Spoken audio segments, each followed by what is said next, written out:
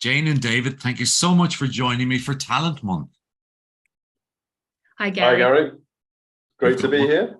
Yeah, so we're not going to spend much time together, but we're going to spend some good time together. And I'm going to start with you, Jane. Yeah.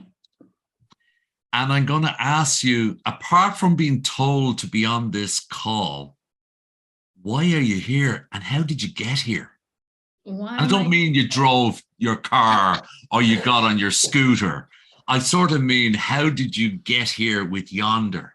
Okay, well, I mean, I'm glad you're asking me that, Gary, because I had a chance to think about this, and it's actually quite a funny story. And when I thought about it, it almost, bear with me, it'll be a story, but it kind of starts with you, believe it or not. Hold on. Should we have prepped this call? I don't know. Well, okay, go for it. Well, I mean, so how did I get to, well, I'm Australian, but I'm living in Amsterdam. So like, how did I get there?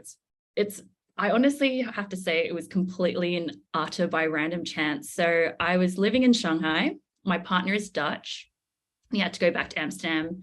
So I needed to find a job, and because I've moved jobs and countries quite a lot, I generally know what works for me and what doesn't. So, I was able to quickly jump onto LinkedIn, and, I applied the filters for what I needed. So like it had to be English only, which, removes 50% of the jobs in Europe, right? Because everyone's fluent in at least 2 languages. I needed a global role, and I definitely didn't want to work for like this startup run by, like 22-year-old tech bros. And there's quite a lot of them in Amsterdam. And that left me with basically 2 jobs. Like it was one for a cryptocurrency company, and the other was at Yondr. So like I had no idea about Yondr. I definitely had no idea what a hyperscale data center even was, just like some big box. But the company did seem interesting. And what actually nudged me to apply was I saw this podcast with Pete Jones, our CDO, and he was talking to you, Gary. Like, wow. How ironically, and it's crazy that I'm now speaking to you a year later, but he was saying to you that I think one of the biggest problems in the DC industry was, just like the chronic lack of new talent. So that kind of emboldened me to reach out to Pete because, he was like, there's a lack of new talent. And I'm like, hey, I'm new talent. So yeah.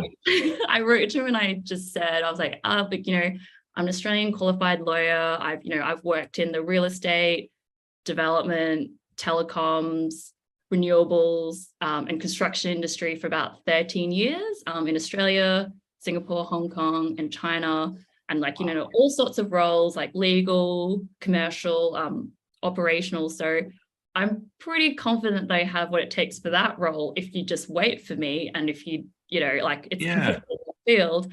And yeah, he gave me a chance. So I moved to and that's how, that's how I'm here. And well, that's such a great story. Now I have another reason to ring Pete Jones and ask him for a recruitment fee.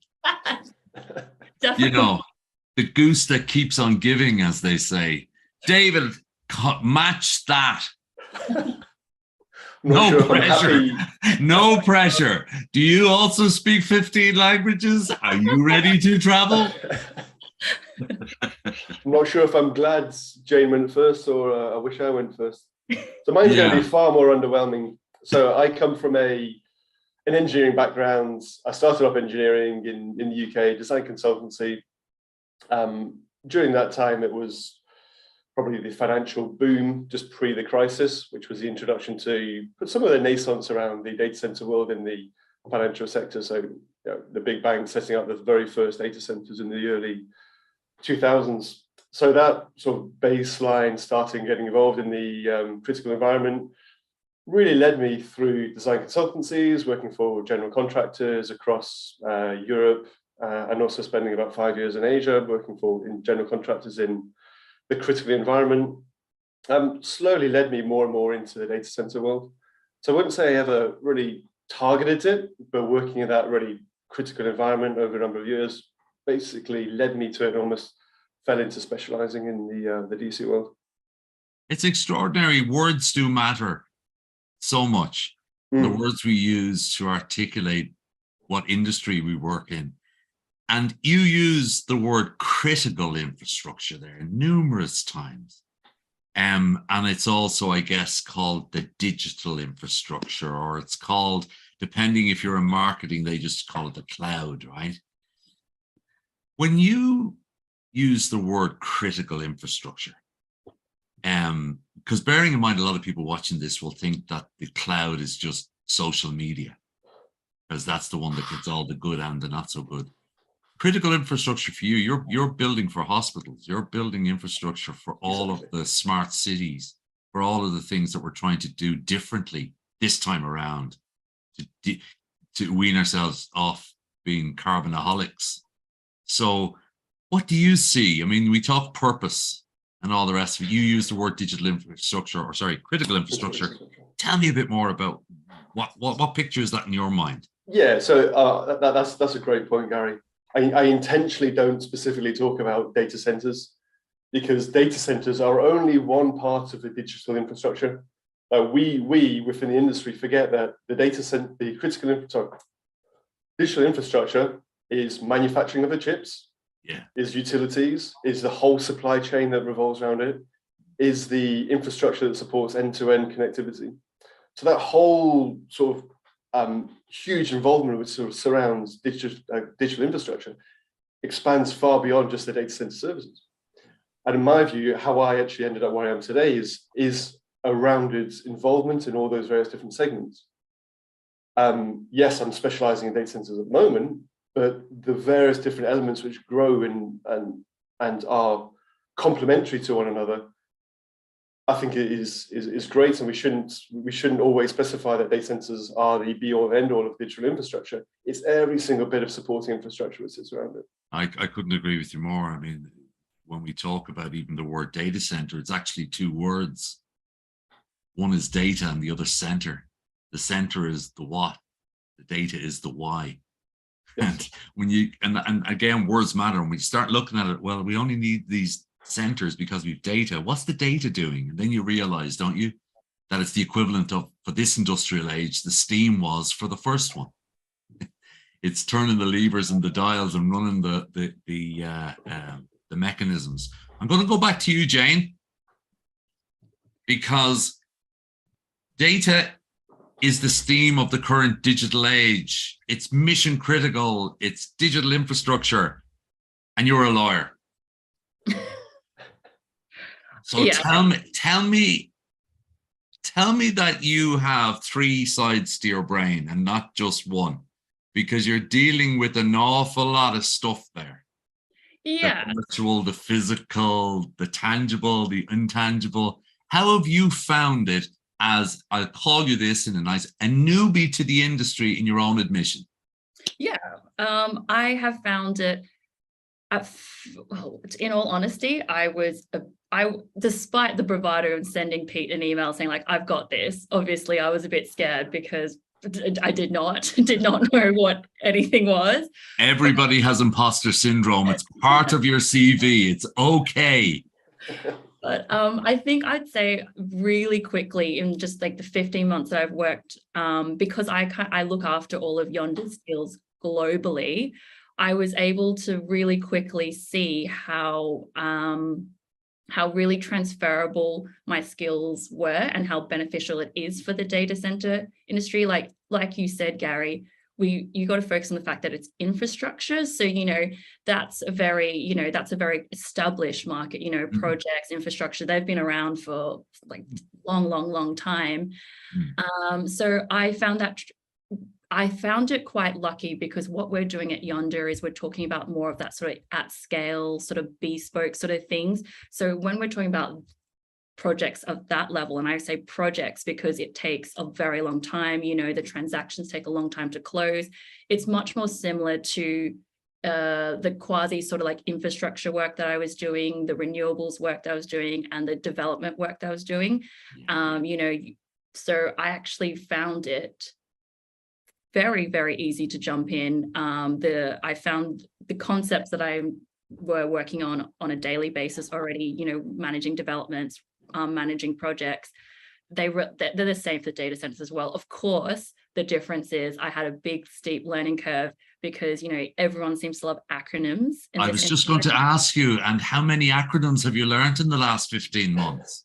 Well, I'm going to still say with like probably 5, and most of the time because I just turn to Dave Eames and I'm like, what is this? And, you know, and he explains to me what it is. And then I, you know, download my own sort of like interpretation of the theme Bob or whatever. But, you know, I think every industry, and particularly, no disrespect, David, but the ones that are closer to the real deep dive engineering love acronyms as a security blanket or a moat to keep all you that don't have a master's away from the reality.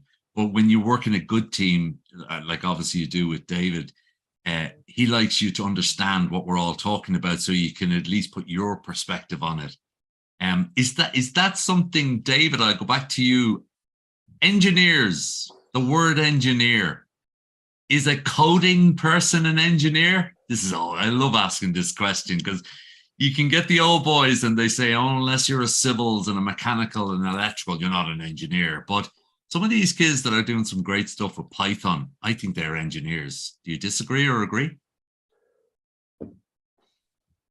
Wow, that's an interesting question. I'm going to answer another question first, then I'll answer it. Jane, speaking to Jane's really, we work within the same team. It's really refreshing. But the industry has got I would say, a problem with elitism, and it's relatively high degree around, you know, using acronyms as a bit of a defense mechanism, or talking about how many megawatts you've done as a demonstration of how successful you're going to be in the future. You know, this is why I talk a lot about the critical infrastructure, because there's so many different industries that we can support. Going back to the question you posed there, engineers are the worst at it. We love putting all these complicated, outrageously complex solutions in front of very, very simple questions. In my mind, an engineer in the data center industry or the digital infrastructure needs to be somebody who's got a relatively analytical mindset, who can take a problem and drive themselves to a reasonable solution. And whether that is somebody who can do coding, whether it's somebody who's got an MBA in electrical engineering, or somebody who's very specific in pharmaceuticals. You know, if there is that mindset, who's got an ability to find a problem, find the right solution for it, not using necessarily past expertise or past experience to get there, as is the nature of the industry at the moment, that's the core of engineers that we need in the industry. And you obviously have your own team. You recruit people, I'm sure, or you're part of different teams. There was a great saying, and maybe it's defunct now, we can teach skills, but we can't teach attitude. Is that as or more relevant now with the digital tools we have at our disposal that can, back in the day, you had to do a lot of complex algorithms and stuff. Now you can get a digital twin, and guess what? If you put the right inputs, you get great outputs. Is it still attitude, application, key criteria? Yeah, I think in the world of engineering, absolutely, in critical infrastructure, yeah, skills can be learned. Attitude is something that comes almost second nature, and with the right attitude, the skills will be learned. And I think when we do grow our teams, we're not looking for a very singular one mold to recruit within the organization. It's more around, you know, what are the skills that we're looking for, not the experience. Because the skills can be learned, but the experience is the demonstrator of how good people can be. And there used to be, of course, again, we like to recruit people who look, sound, and act like us, because it validates us. Yes. Sorry. I was going to say, and interestingly, one thing I found is even writing job descriptions, we're very guilty of writing job description, which reflects ourselves. But actually, we've looked at the job description, take away all those reflection elements, and draw it back to the actual thing that we're looking for, which is the attitude. I'm sure you played, or maybe you played a bit of sport. We all want to be the centre forward, getting the hat trick, but every team needs a left full. So Jane, I'm going to go back to you. I'm going to say, isn't it great that's the principle of your current employer, that the experience is sort of secondary to the application. And my question is, we hear this word and it's nearly to the stage where it's abused. Diversity. I mean, what does when I say diversity to you, what do you think of? For me, especially, well, I can only speak for what we're doing at Yondr. I think it's really important. It's more about diversity of thought. I think that's what's really important. So it's coming at, it's where, what I really like about working there and my experience with David and Pete is that they're very open to I like the fact that we're not, especially because what we're doing, it's not like we do it this way because we've always done it this way mentality, because I absolutely hate that. What we're talking about is, you know, if we're doing something that's a bit new and unique, then, you know, what worked for X probably might not work for Y. So you're building on what's come before, and you do build on what's come before, but that's a reference point. It's not the entire solution. And so I have found that when I hear diversity, I think it's more about diversity of thought, because you can, of course, you know, because of your gender, because of your culture, because of where you're from, the way you think might be shaped a certain way. But at its core, when we're really talking about diversity, we're talking about thought, you know, because I mean, my background is, my parents are Chinese. I was born in Australia. So you know, what am I? That's there. And how do I think is always going to be different. And I think that's what brings a team together. And that's what allows us to succeed, because we are growing, we're taking things from different avenues, and we're expanding on that. I think that's really a wonderful description. You should write a book, by the way. That would be great, because I think with different agendas, narratives going on, depending on what your question is, we want to polarize everyone into a black or a white, a APAC or a European, a male or a female, or whereas your mind, I like that, because that basically we all have a brain. Yeah, it's up to us whether we actually use it or not. It's really interesting. Yeah, write a book, and I'll pay you back. I'll be the first. I could be the only purchaser of it, but still, I will commit to purchasing. David, last question for you. You're 18 or 16 or 17. And you're going to have an hour with yourself. You're going back, what are you now, 28, 27, whatever. What are you saying to the fella?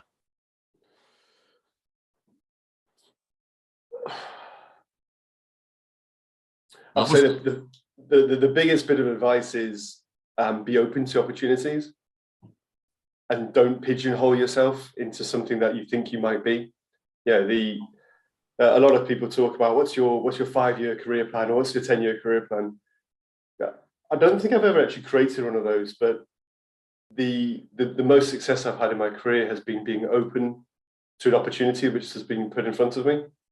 Not saying no, it's being the yes man and saying, yeah, that sounds interesting. That's massively outside of my comfort zone, but I'm going to go ahead with it anyway and see how things pan out, because as soon as we take a risk, 9 times out of 10, that risk is actually going to have a positive output. A bit like when you told Peter or whoever asked you to come on this, you said yes, and here you are. I said no first, because yeah, well, no, I know. Then he convinced me to.